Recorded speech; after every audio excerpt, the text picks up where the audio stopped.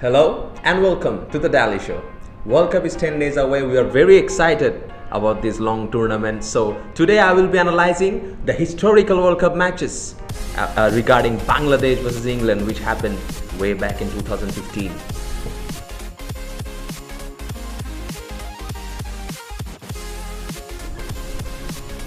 So this is a very new series which I will be working on regarding the historical matches took place between Australia, South Africa back in Edgbaston 1999. Also many mouth-watering clash way back happened earlier in the earlier phases. So today I will be discussing one of the most biggest match, you can say, England versus Bangladesh, which was virtually a knockout clash between those teams because one losing team get to know that they will be eliminated from the World Cup. And today I will be discussing about the pros and cons and the aftermath of the Bangladesh versus England match happened in 2015 World Cup. On a regular 9 March Monday 2015, the fans of Bangladesh and England were pretty much tensed as both know that team losing will be knocked out initially.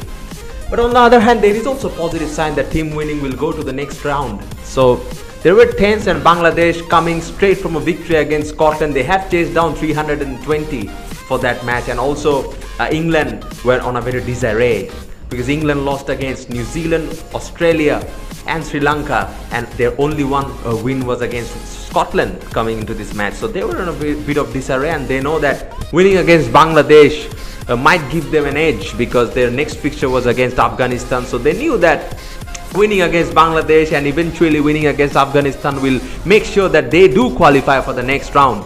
So it was a very mixed sort of collaboration between these two teams because they eventually know that this is a knockout sort of game and they need to win. And the toss was also very crucial because as we came to know in the pitch report that Dean Jones said that the one part of the ground was pretty much smaller than the other three parts of the ground because it was only 70 meters. So team winning will definitely go for fielding, as England skipper Ewan Morgan won the toss and he definitely chose to field first. So that was a very sort of negative side for the Bangladesh dressing room, but they have responded very, very positively because they were 8 for 2. Imrul Kais has gone back to the pavilion with Tamim Iqbal, who's not having a great tournament, and in step comes out Mahmudullah and Soumya Sarkar. They both build a partnership of 40 plus, then also 102 for 4. Bangladesh in a bit of collapse sort of situation, and in steps Mushfiqur Rahim. I know people will say the innings about Mahmudullah Riyad because rightfully he was the first centurion in that match, and he also scored a brilliant 103, very much required in that sort of a knockout game. But I just want to tell one thing about that Mushfiqur Rahim's innings. He played a stellar 89 of 78 or 79 balls. I think many will not talk about these innings much, but I will just say about his innings that this 89 of Mushfiqur Rahim just confirmed that Bangladesh score will go par 250 because Mahmudullah was getting closer to that 100. He was consuming deliveries and deliveries. You will see that his 103 might come more than 120 or 125 balls, but I think that Mushfiqur Rahim's quick 89 helped Bangladesh to stay alive in the game and also to confirming the score past 270. Bangladesh finishing with 275 for 8, and many will say that it was gettable as one part of the pitch was quite smaller, 75 meter, and England also had a good start with Moeen Ali, Bell scoring 50 plus innings, and eventually they collapsed, and they also Butler Wokes gave some hopes, and Mashrafi was controlling his weapons because he knew that he finished his quota within 45 overs. Then in comes the talisman Rubel Hussain and Taskin Ahmed. So I just want to say one thing about this. England were needed 16 from the last 2 overs, and Rubel came up to bowl the 49th over. So before starting that, I just want to say that Rubel Hussain was not having a good patch of time on that period. I just want to say that he had a very terrible 2 months coming into this World Cup due to his domestic controversy back in Bangladesh. He served many things coming into this World Cup, so let it be.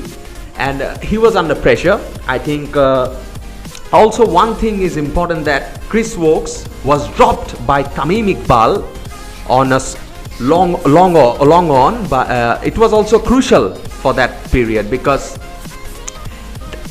Bangladesh were under pressure. The main Greener fans were under pressure, praying that somewhere tickle the wicket might be in. But Rubel Hossain comes in, picked up Broad and Anderson, and changed the equation for all. Bangladesh qualified, and also what is the aftermath of that victory? Rubel Hossain is now one of the most popular bowler among the fans and also in Bangladesh. He delivered. He just got the ambassador of many popular industries in Bangladesh, did a couple of advertisements with a very telecommunication company, and he's now a very big future, and he's also a very big weapon for Bangladesh in the upcoming World Cup of 2019. So I think this match also gave Bangladesh too many occasions to celebrate, because this was their first World Cup quarter-final. They eventually lost to India, but still they can take that hope, their jubilation through that victory to this World Cup, which will help them in many ways.